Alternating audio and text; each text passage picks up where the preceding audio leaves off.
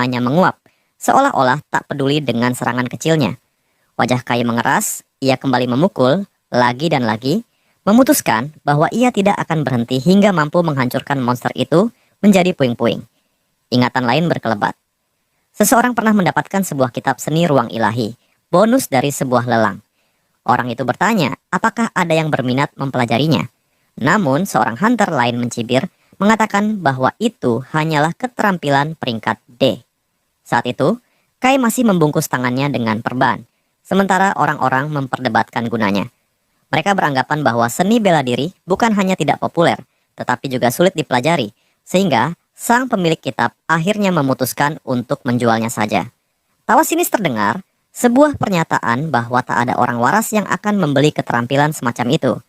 Kai, yang mendengar semua itu, mendongak dan berkata bahwa ia ingin mencobanya. Sang pemilik kitab memandangnya tajam, lalu bertanya apakah benar ia tertarik untuk mempelajari seni bela diri. Kai mengambil buku itu setelah ia menjawab bahwa sejak dulu ia selalu menyukai membaca buku murim. Seorang hunter lain yang berada di sana hanya menatapnya heran, lalu berkomentar bahwa selera Kai memang aneh untuk anak seusianya. Namun, hunter itu menasihatinya agar jangan hanya mengandalkan keterampilan tersebut.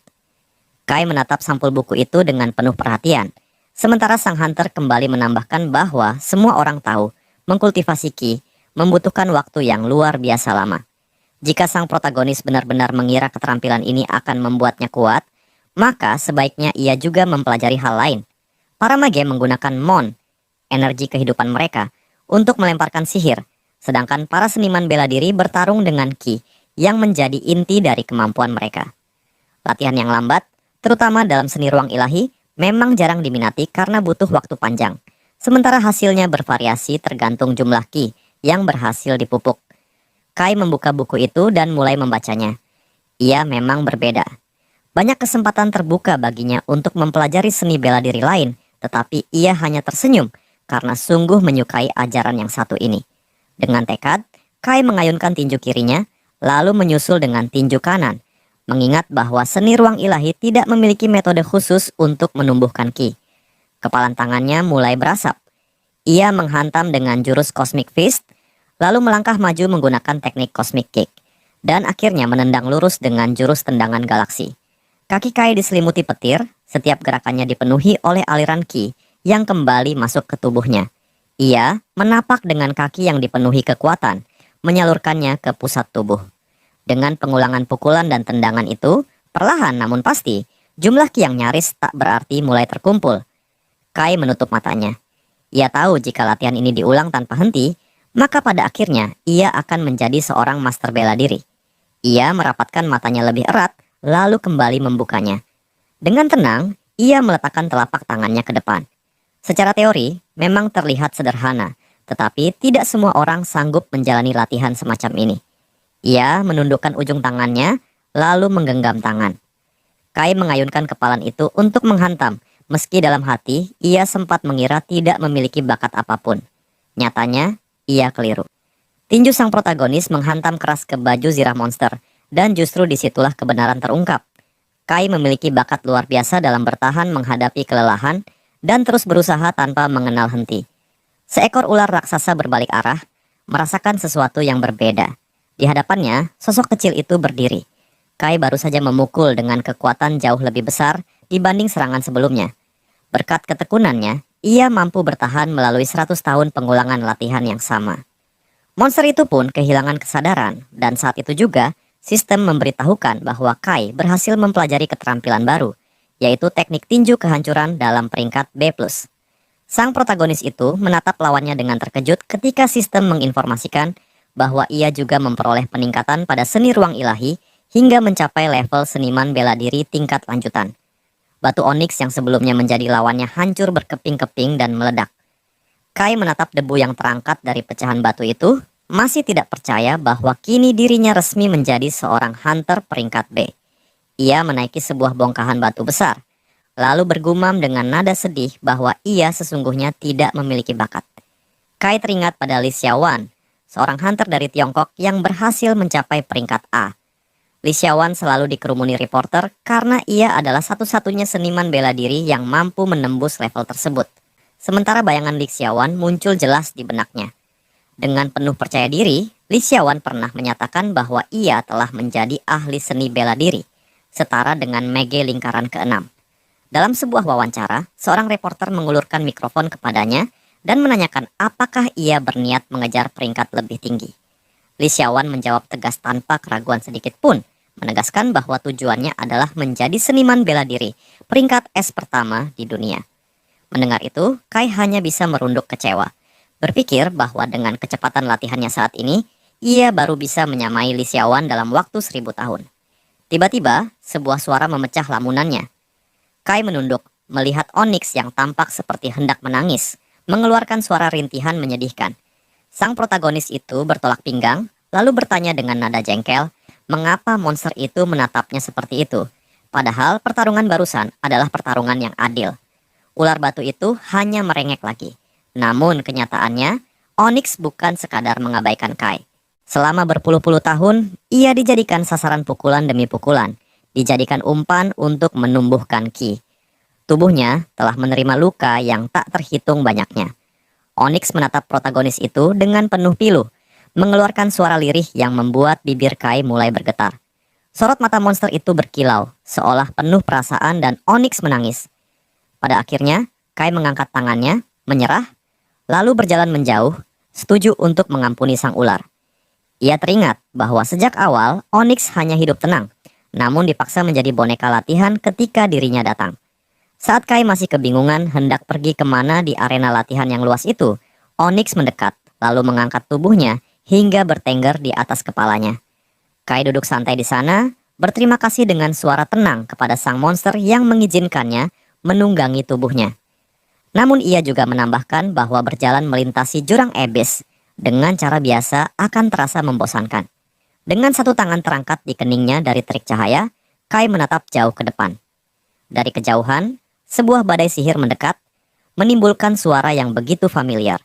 Suara yang pernah ia dengar 100 tahun lalu ketika pertama kali jatuh ke abis. Kai berdiri dengan terkejut melihat pemandangan itu kembali, sementara Onyx menggigil ketakutan. Sang protagonis menoleh setengah badan ke arah pusaran raksasa itu, lalu berbisik bahwa mungkin ini adalah hadiah dari sang dewi, sebuah jalan menuju ujian kedua. Onyx berteriak lirih, seakan ingin memperingatkannya bahwa itu sama saja dengan menuju kematian. Tubuh ular batu itu tampak kecil sekali jika dibandingkan dengan badai raksasa yang berputar di hadapan mereka. Kau langsung menuju ke badai itu. Akan tetapi Onyx sang monster jelas ia enggan untuk masuk ke dalamnya. Kai berlutut, tangannya menyentuh kepala Onyx mengulangi perintah untuk terus bergerak maju, tanpa mengetahui bahwa bahkan monster terkuat pun bisa binasa jika terjebak dalam badai sihir. Onyx, sang ular batu, meraung keras sambil mendongakkan kepalanya, dan seketika tornado mengangkat tubuh raksasanya ke udara seperti cacing tak berdaya. Namun meski menderita, monster itu tidak punya pilihan selain menyetujui keputusan Kai. Angin puyuh beserta petir di dalamnya mengamuk di bawah langit jingga, menghancurkan apa saja yang disentuhnya, lalu berlalu begitu saja, meninggalkan Onyx tergeletak di belakang.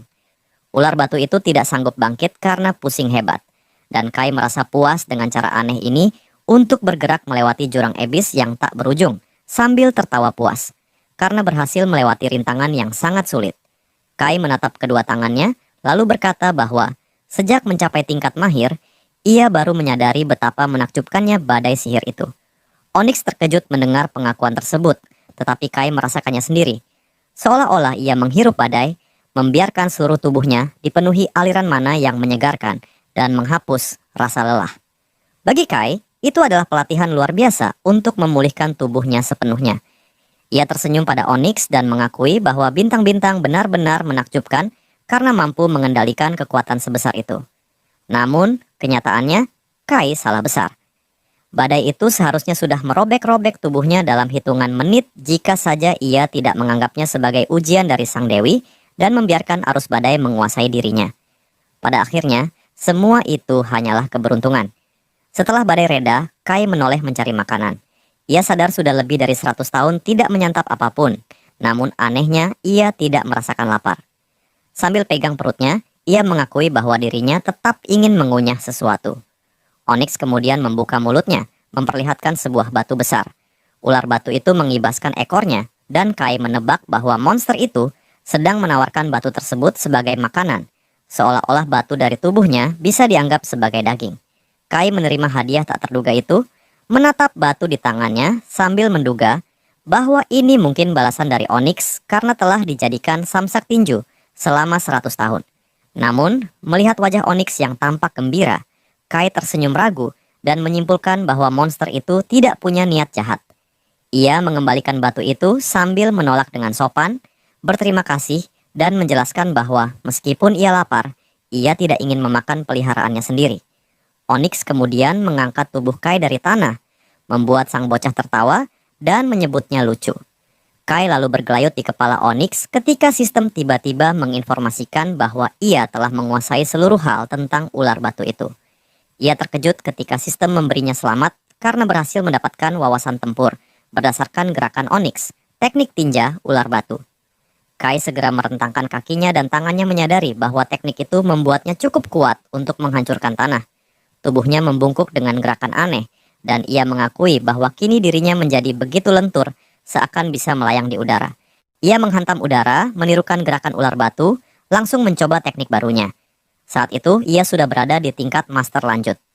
Kai mengepalkan tinjunya, menilai kekuatan teknik itu, namun ia tidak berniat berhenti menggunakan seni ruang ilahi. Ia melepaskan tangannya, lalu berpikir bahwa dengan level penguasaan baru ini, ia mulai memahami lebih banyak hal.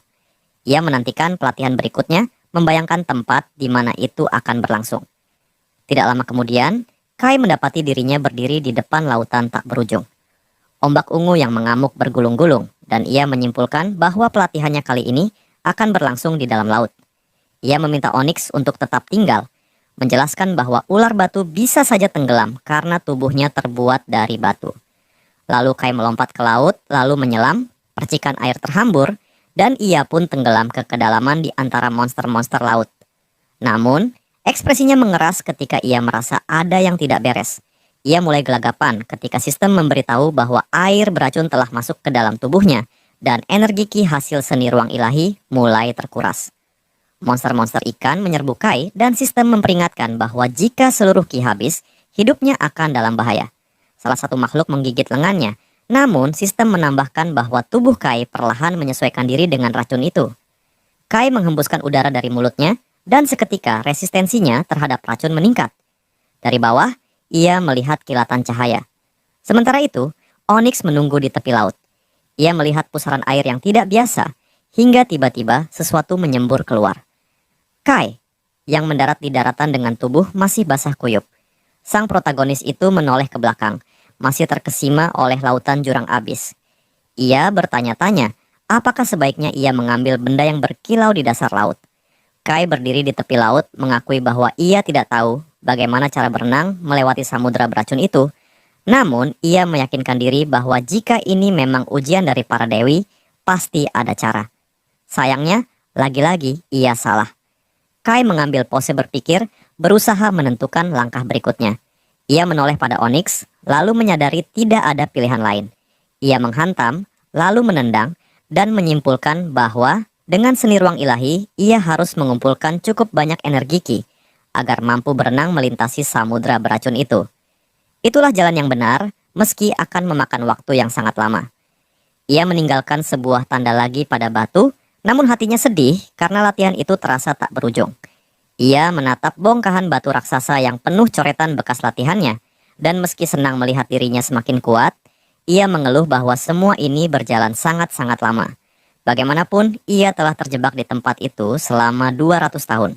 Onyx mendekati Kai, sementara sang protagonis masih diliputi kegelisahan, bahkan dengan kenyataan bahwa waktu di dunia itu mengalir berbeda.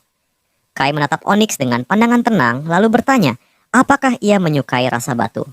Ia berjalan perlahan di sepanjang tepi pantai, mengakui bahwa dirinya juga ingin makan sesuatu. Walaupun rasa lapar sudah lama tidak menguasainya berkat kekuatan, mana abis, hidupnya terasa hampa tanpa makanan. Pandangannya jatuh pada matahari terbenam, warna jingga yang meredup, dan di sana Kai teringat bahwa 200 tahun lalu ia pernah mengucapkan kata-kata serupa, ditemani Onyx yang selalu setia di sisinya. Tiba-tiba, dari laut beracun yang berkilau hijau pekat, seekor monster menjijikkan naik ke daratan. Lidahnya menjulur, mengeluarkan aura mematikan. Kai menunduk mendekatinya, menimbang-nimbang dengan tatapan tajam. Menurutnya, makhluk itu secara teknis masih bisa disebut ikan karena berasal dari lautan. Kilatan gelap menyambar di matanya ketika ia berpikir, jika dimasak dengan benar, mungkin saja daging monster itu dapat dimakan. Onyx terheran ngeri melihat tuannya yang berubah dingin seperti itu, sementara Kai hanya tersenyum samar. Tubuh monster itu berasap, terbakar oleh energi aneh yang keluar dari monster. Kai berdiri di depan monster yang terbaring di tepi laut, berpikir bahwa agar bisa dimakan, daging itu harus dimasak terlebih dahulu. Ia melangkah ke tumpukan batu, lalu menghantamnya dengan tinju. Retakan meledak, serpihan berterbangan di udara. Kai tersenyum tipis ketika sebuah pisau batu terbentuk di atas alas keras. Menurutnya, cukup baik untuk percobaan pertama. Bersama Onyx, ia kembali menatap ikan monster dengan serius. Namun, ketika ia berbicara dalam hati, peralatan batu itu mendadak meleleh, hancur tak berguna. Kai menatap pisau rusak itu dengan getir, bertanya-tanya bagaimana mungkin ia bisa memasak sekarang. Onyx menjerit kecil saat mendengar pemiliknya berbisik dingin bahwa mungkin daging itu bisa dimakan mentah seperti sashimi. Ular batu itu mengembungkan pipinya, lalu menghadiahkan sebuah batu berkilau.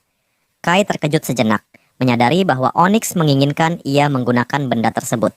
Batu itu ternyata adalah adamantium, logam mulia langka yang begitu berharga di antara monster bertipe batu. Mata Kai berbinar ketika menemukan bahwa logam tersebut tidak meleleh, meski terkena cairan monster beracun. Ia pun memutuskan untuk menjadikannya alat potong. Senyuman kecil terlukis di wajahnya, dan ia menyadari bahwa dengan berlatih di kedalaman jurang abis, ia bisa menciptakan peralatan masak. Ingatannya melayang pada Bill, yang pernah berkata bahwa manusia membutuhkan hobi. Kini kata-kata itu terasa benar, ketika Kai merasakan nikmatnya sebuah kegiatan sederhana di tengah kerasnya hidup.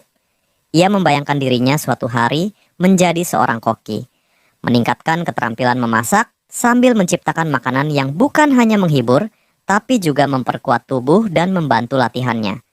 Mengambil sepotong daging monster, Kai berucap lirih bahwa inilah yang bisa ia lakukan untuk saat ini. Selamat makan. Ia menggigit potongan itu, membuat Onyx terkejut bukan main. Kai memang tidak pernah pilih-pilih makanan. Di bumi, saat masih menjadi manusia biasa, ia selalu menjalani diet ketat. Rekan-rekannya sering bertanya apa menu makan malamnya, dan dengan datar ia menjawab bahwa untuk hidangan utama, pembuka, bahkan penutup, semuanya hanyalah dada ayam yang dimasak dengan berbagai cara. Baginya, makanan hanyalah sumber nutrisi. Namun kali ini, asap hijau keluar dari mulutnya. Matanya berkilat, tubuhnya lesu seketika, dan ia jatuh berlutut. Rasa mual menghantam keras, sementara Onyx panik mendengar peringatan dari sistem. Kai baru saja menelan racun mematikan. Ia merangkak dengan asap beracun masih keluar dari mulutnya. Tapi sistem segera menambahkan bahwa racun itu telah berhasil dinetralisasi berkat Ki dari seni ruang ilahi. Nafasnya terengah ketika ia menatap daging itu lagi, terkejut karena meskipun lidahnya mati rasa, makanan itu ternyata menambah kekuatan Ki-nya. Monster ikan itu masih mengeluarkan asap hijau ke udara, dan sistem menjelaskan bahwa racun sesungguhnya juga merupakan energi yang bisa diubah menjadi kekuatan Ki. Kai mengepalkan tangannya, mendongak dengan keyakinan baru. Onyx kembali menggigil ngeri ketika tuannya menyatakan bahwa ia akan berburu semua monster yang ada, dan memakan mereka semua. Waktu pun melompat berabad-abad. Kai muncul dari laut, lalu dengan 2 ekor ikan besar di tangannya, meninggalkan hanya kerangka-kerangka ikan berwarna putih di belakang. Dalam rentang waktu itu, tubuh dan jiwanya telah berubah. Ia mengunyah daging monster dengan wajah datar, sementara sistem memperingatkan racun mematikan kembali merambat dalam tubuhnya. Ia merobek sepotong lagi, dan sistem kembali mengonfirmasi bahwa racun berhasil mengeluarkan racun mematikan itu dengan Ki. Kali ini, tubuhnya memperoleh resistensi sempurna terhadap racun. Dengan tangan bertolak pinggang, ia menerima pemberitahuan dari sistem, kekebalan mutlak terhadap semua jenis racun, serta keterampilan peringkat A, kekebalan sempurna terhadap racun. Kai mengangkat telapak tangannya, mendengar sistem menyatakan bahwa racun kini tak lagi berpengaruh padanya, bahkan bisa ia lepaskan dan gunakan dari dalam Ki. Menutup mata, ia menerima peringatan tentang peningkatan seni ruang ilahi. Saat matanya terbuka, keterampilannya telah mencapai tingkat ahli. Bintang-bintang berkelip di langit malam. Kai menatapnya, menyadari bahwa sang dewi belum juga memanggilnya. Ia hanya bisa berharap bahwa bumi masih baik-baik saja. Batu di sekitarnya penuh coretan bekas latihan, dan dengan nada tenang, ia menyatakan bahwa kini ia telah mencapai ketahanan penuh terhadap racun, serta menyentuh tingkat ahli, sesuatu yang dulu mustahil ia bayangkan di bumi. Di sana, seharusnya ia baru saja mencapai tingkat hunter peringkat A. Kai merebahkan tubuhnya di samping batu, matanya menerawang. Ia teringat bahwa di bumi, dengan kekuatan semacam ini, ia akan dianggap sebagai senjata strategis. Namun kini, di dunia asing ini, ia hanyalah seorang manusia yang menemukan kembali rasa hidup melalui racun, perburuan, dan makanan. Meskipun telah tunduk kepada negara, semua itu belum cukup untuk menyelamatkan dunia dari kehancuran. Kai bangkit dari tanah, menegakkan tubuhnya, dan menyadari bahwa inilah saatnya melangkah ke tahap berikutnya. Melanjutkan pelatihan tanpa menoleh ke belakang. Ia menyentuh kepala Onyx dengan lembut, lalu berkata bahwa mereka harus berpisah di sini. Kai menegaskan, dirinya harus pergi ke tempat yang jauh lebih berbahaya untuk menjadi semakin kuat. Ular batu itu membuka matanya perlahan, seolah mengerti. Kai menambahkan bahwa karena Onyx bertipe batu, ia mungkin tidak akan bisa mengikutinya menyelam ke dalam air. Dengan berat hati, sang protagonis melambaikan tangan, mengucap selamat tinggal, dan meminta sahabatnya itu pulang. Kai pun menembus kedalaman lautan. Berkat ketahanan penuh terhadap racun, kini samudera tak lagi dianggap ancaman baginya. Namun, di balik air pekat itu, masih tersembunyi monster laut yang mengintai.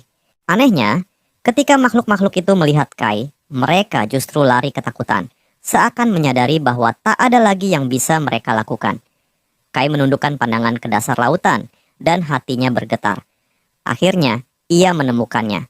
Sebuah titik bercahaya, sumber kekuatan magis yang pernah ia lihat di hari pertama, kini berada tepat di hadapannya. Tanpa ragu, Kai berenang mendekat. Ia yakin inilah portal menuju tempat pelatihan berikutnya. Tubuhnya pun terbenam ke dalam cahaya itu.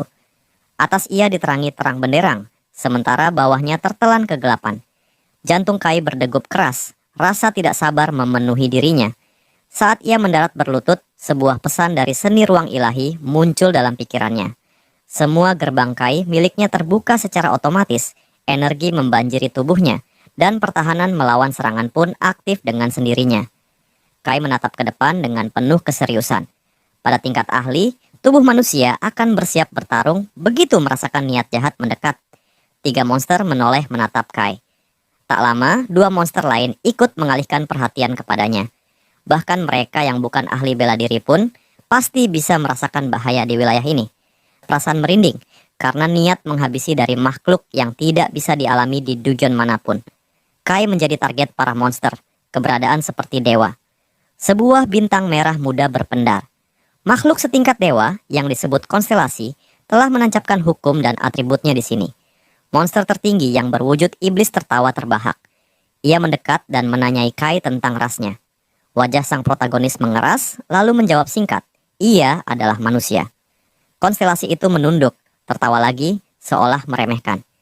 Ia mengira Kai baru pertama kali datang ke wilayah ini. Perutnya terbelah, dari dalam ia mencabut sebuah pedang raksasa.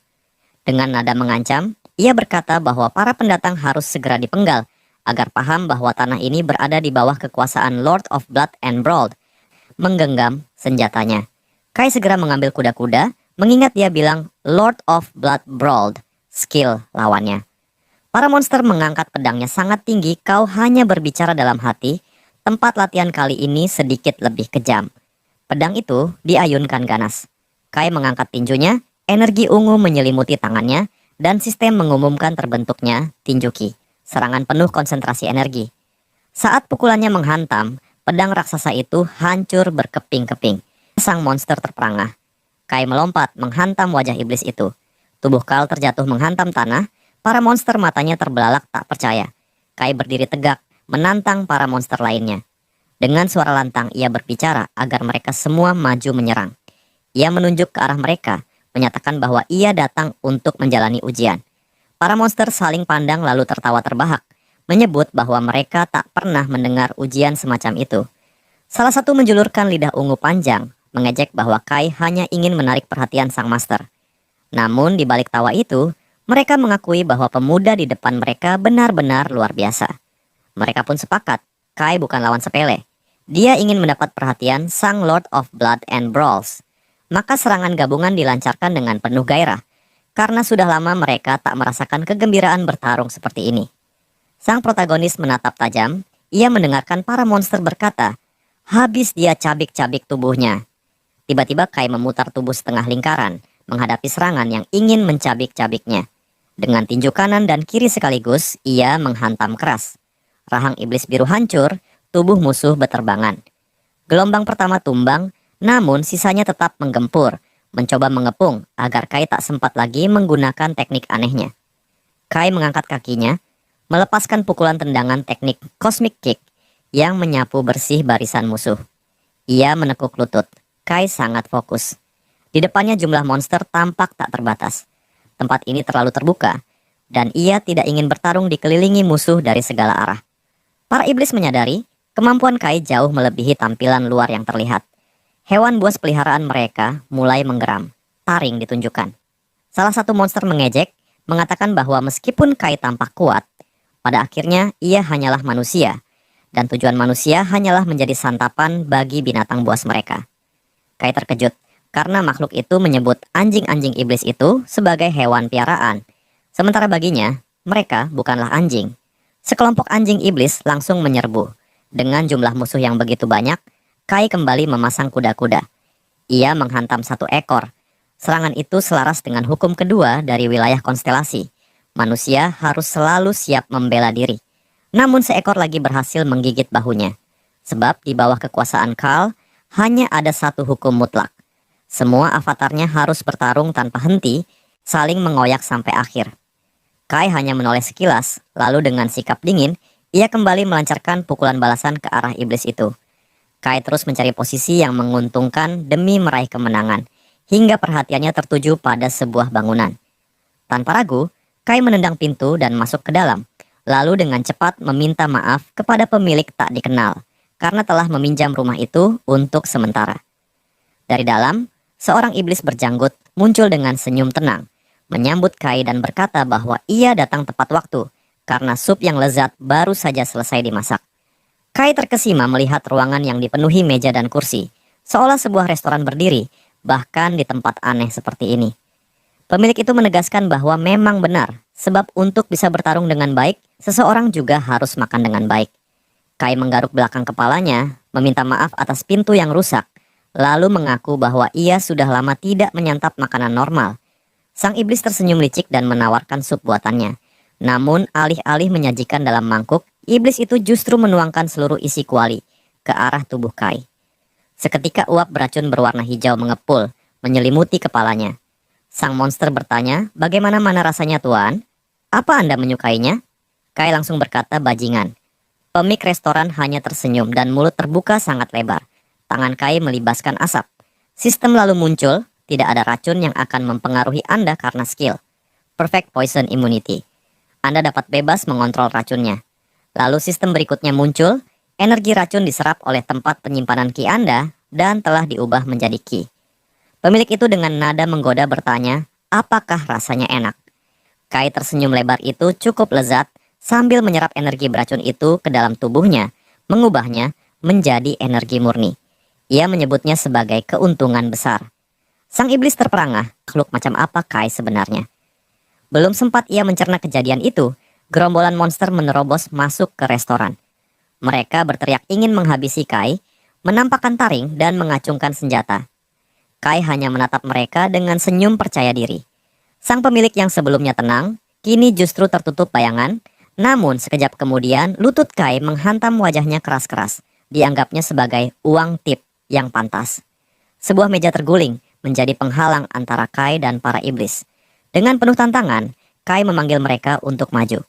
Namun kali ini para monster mendadak ragu, merasakan tekanan aneh dari sosok manusia di hadapan mereka, lalu berkata, kau manusia brengsek. Kai mengangkat sebuah kursi dengan tangan kokoh dan berteriak lantang bahwa ia bisa bertarung selamanya. Kursi di atas kepalanya seakan menjadi simbol kegilaannya. Dengan kursi itu, ia menangkis serangan musuh, bahkan merebut pedang dari tangan lawan. Saat sistem menegaskan bahwa ia baru saja memperoleh keterampilan bertarung peringkat B+ hanya dengan menggunakan kursi, Kai tersenyum puas dan berkata bahwa ia sudah menduganya. Dengan tinju penuh keyakinan,